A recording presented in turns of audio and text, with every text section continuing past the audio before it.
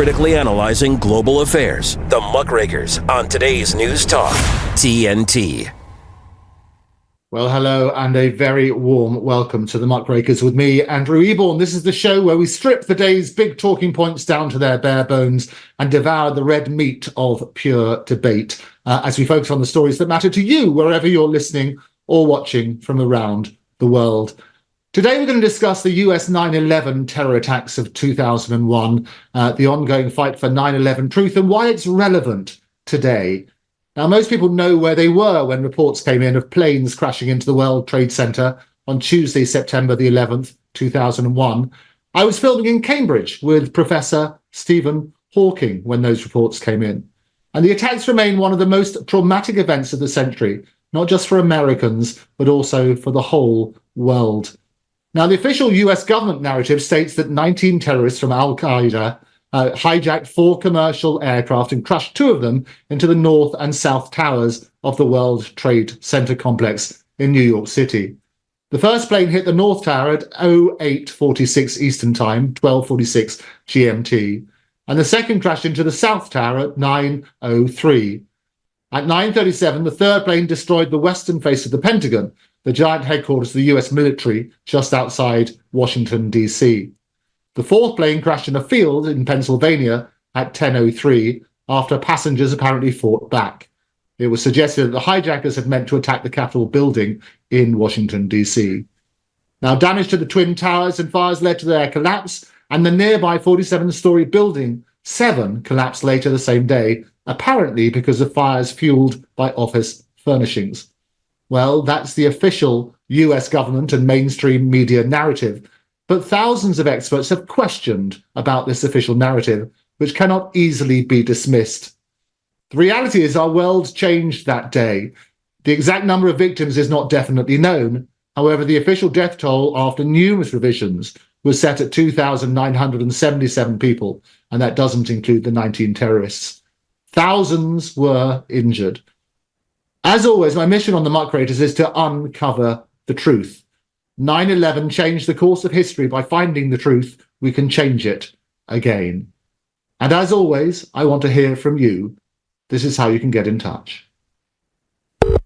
Thanks for listening to us. Now we want to listen to you. Our lines are open from the US and Canada. Call 1-888-201-6425. From the UK, call 033-0024-1026. And from Australia and New Zealand, call 1-800-670-310. Free speech is alive and well on today's News Talk, TNT Radio. So if you have any thoughts on the topics we're about to talk about, please do get in touch. It's always good to hear from you. Today, the Muckrakers is made up of me, Andrew Eborn, Ted Walter and David Chandler. Now, Ted Walter is Executive Director of the International Center for 9/11 Justice. He moved to New York City 2 weeks before 9/11 and was a mere 15 minutes into his first class at NYU when the North Tower of the World Trade Center was struck. Although he had lingering doubts from the very beginning, it wasn't until 2006 that he began to critically examine the events of that day.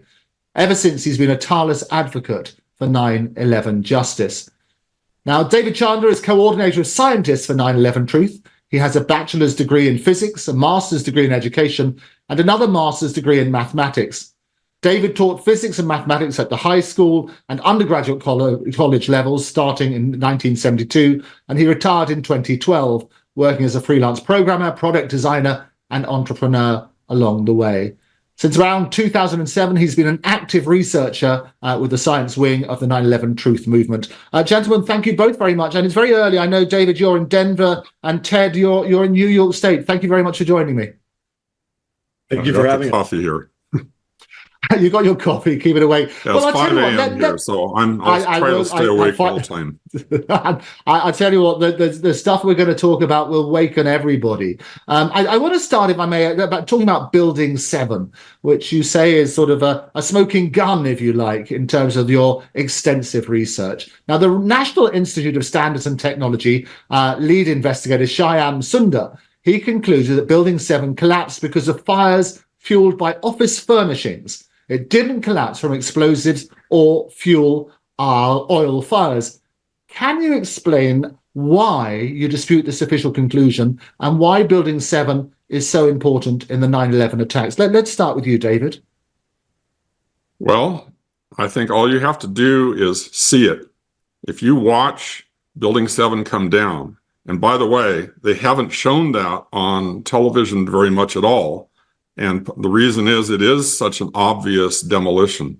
If you watch it come down, your very first thought is going to be, it's a demolition. When I first saw it, it's like it's sinking into the ground. I mean, it looked like an elevator going right into the ground is the way that the impression.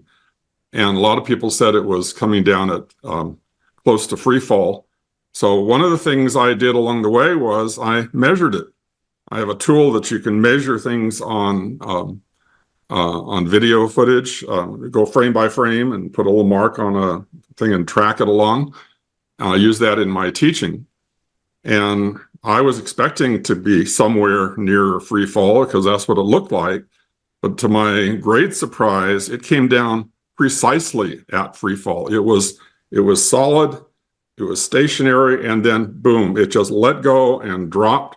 And it's just like letting go of your car keys and letting them drop. That's how fast it came down. And that can't happen. That's not what happens in a fire, where things let go one thing at a time and so forth. This was the entire building just dropped straight in.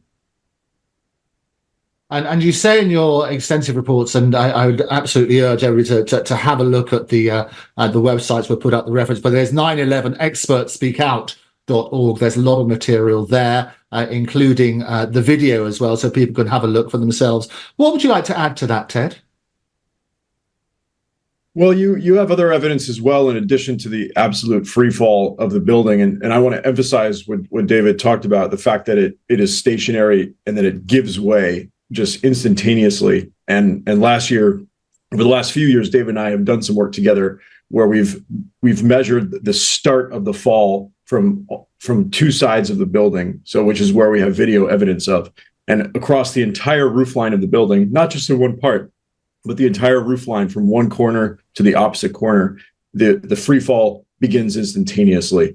And so that's one way that we could tell that this is not a natural sequence of structural failures. If it was any sort of a natural event, you would have the collapse, the fall of different parts of the building start ahead of other parts.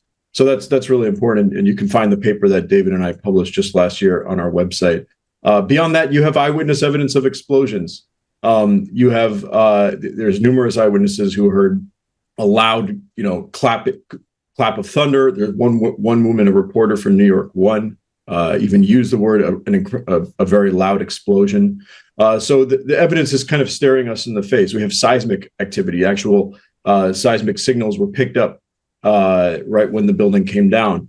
There's and I actually want to emphasize the seismic signal. The second seismic signal was generated well before the building hit the ground. It was generated right when the building started to come down, which is perfectly consistent with explosives, taking out the lower supports of the building. If you're going to have any seismic activity, you might expect it towards the end of the collapse when the building's hitting the ground.